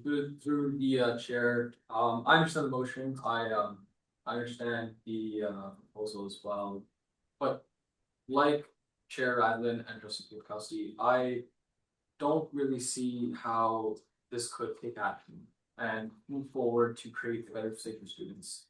I feel like the governance of trustees, student trustees as well, operations staff, the representation of parents, and the strength of the students in a school board, I feel like it just blurs the line and it creates more confusion. We don't really, as student trustee myself, I see a lot of these things occur in in student achievement, policy governance, business services, and board meetings as a whole. I see a lot of operations happening there. And if we add another committee that could potentially create more confusion or potentially create additional situations that we would rather not go forwards with, I don't think that would be beneficial to the students. As a student myself, how I'm thinking of this with regards to how would it be beneficial towards the average student in a school in the WSP? How would an additional committee help with that? And I personally unfortunately can't see that with the specific motion. So yeah, I think with regards to Chair Radlin's and Trustee Piatkowski's comments, I would not agree towards this motion. I would go with, I guess. Anyone else? I will add my 2 cents. I would be interested if this had been something that every board in our province was participating in, and we could look at patterns from other boards and see a bigger picture, see a bigger provincial picture. But doing just something individual locally here, I don't see it as having the effect that I think the intention is to have, and it's an enormous amount of work. I'm not sure it's going to achieve what the hope is. Any other questions? Any other comments? Yes, Trustee Winston. Thank you. Excuse me, thank you. Through you, Chair. I'm not on the committee, so I don't have a vote, but I just wanted to highlight, there are a couple things in this motion that I do appreciate. The best, looking at best practices across the board, as Jen mentioned. If we had data from across the province, we could use that to compare. That isn't something we have. I see value in bringing information from all the different committees into one. So I do see some value here, but I recognize that this is a difficult time to do it this year. We are being told by the ministry to pull back on some of this work, it seems. And work is being done across the other committees. So I'd also had when I did read through the terms of reference, I didn't see this as a standing committee. I saw it more as an ad hoc, come together for a couple of years, do this work, share best practices, report back to trustees. And I had concerns with even the mention of in-camera meetings. So like I said, I don't have a vote. I see value in some of this. I didn't understand how this committee would do anything about funding and budget timelines. So I just wonder if maybe in the future there's some other way we could pull out the best of this motion and do something, because as we all discussed tonight, we are concerned about behavioral incidents and violent incidents, and doing the best for our students and our staff across our system. So those. Thank you. And Trustee Wasim. Thank you. Through you, Chair. I believe the last time I commented on this motion when it was in front of the committee, I had mentioned that the reason I was hesitant to support it is because there are avenues for providing feedback related to the work experience within the board on some of the topics that this motion is trying to address. Like for instance, there's the Safe, Caring and Inclusive Schools Committee that includes parents, students, and school staff. There's a joint health and safety committee comprised of staff across the entire organization, in addition to a member from each of the bargaining units, and it also has a violent incident subcommittee. So some of these things that have already been highlighted. And then we also do have SEAC, which is the Special Education Advisory Committee, which has both community and trustee input. Just a thought I have out loud is I wonder if those avenues so far, those who are participating in those committees feel that those avenues have been ineffective. In the case we come across information that may reveal that participants in those committees feel that that is not the best avenue for them to share their feedback, concerns, and perspectives, then I feel that this motion may be worth revisiting. However, as of right now, to my knowledge, I have not heard enough about, I have not heard any negative feedback regarding those committees. And so I am mindful of the fact that we don't want to divulge too much of our resources and have kind of a few central places where that feedback can be collected. And I feel that those pre-existing committees that I just mentioned, I think those are doing okay so far. However, I do echo what Trustee Weston was saying, that the intent of this motion is appreciated. It's purely just a matter of I do not know if this is necessary at this point in time for collecting the type of feedback that is being requested. Trustee Watson, do you have final thoughts? Yes, I do. Thank you. So I appreciate everyone acknowledging the intent, but when I personally look at the numbers, and because we received 4 reports tonight, and we can see our numbers going up, and so not only are they going up in the expulsion and board expulsion and secondary expulsion, but our student behavior incidents are going up and our student evacuations are going up. And so when I'm hearing, well, we think that everything is fine right now and the other committee, we have a problem here. Our numbers are going up and there's no solution to even sit down to talk, to have those conversations. Now, this has nothing to do with collective agreement. It has everything to do with student achievement and well-being. And wouldn't it be wonderful if we had a committee where we could actually sit around and talk about some of the concerns and some of the challenges? Because I know you've probably heard the same thing. You know, I've heard from staff, there's not always a debrief. You know, sometimes things don't always go as planned. And so I understand where everyone is, because I have had the privilege and opportunity to be on think tank committees, handling big subjects, and sometimes it looks scary. I've been there and I've watched the good recommendations and the good work done by committees like this. And, you know, we've been a part of it. We've never had to apologize for a committee like that. We've actually worked together with staff on a number of issues. So I understand it appears this group isn't ready for something like this, but I can tell you this is going to happen, and it's going to be great for students. It's going to be great for staff. If it doesn't happen this term, I'm going to do everything I can to make sure that it happens next term, because I believe that we are the advocates. We are the ones that are advocating for students. We're advocating for staff. We're advocating for parents.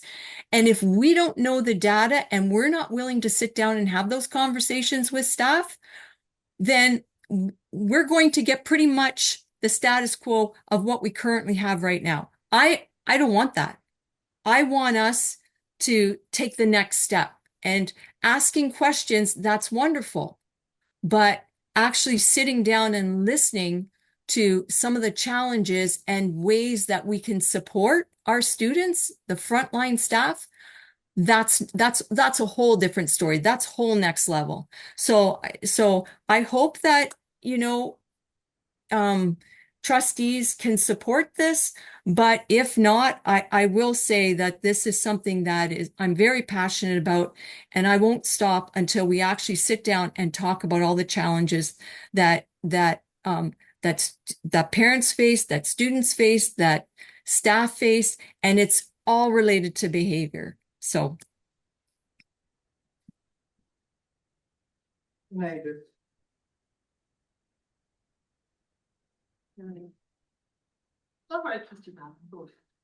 just want to respond to what I just heard. I don't think I heard any trustee say everything was fine. And I'd also like to remind Trustee Watson that committees like SEAC do discuss issues. They do talk to parents. They do seek solutions. So I appreciate your passion and your belief in this committee, but it is incorrect to suggest that these discussions and these concerns are not being spoken about by anybody. It is also incorrect to suggest that no one is looking for solutions, and that the committees that currently exist are not doing the job for which they were set up. Many of these committees are statutory committees that have legislative requirements. So while I understand your passion for student achievement and your desire to have a committee like this, please do not recommend it based on the suggestion that nobody in the board or any of these committees are doing it. Chair, I would like a chance to respond to that. She's only spoken twice. I'm sorry. I am being accused of saying nobody's doing any work, and I never said that at all. Trustee Watson, stop. You have spoken twice. We are moving to the vote now. Through the chair for the recorded vote, Chair Johnson. Opposed. Trustee Piatkowski. Opposed.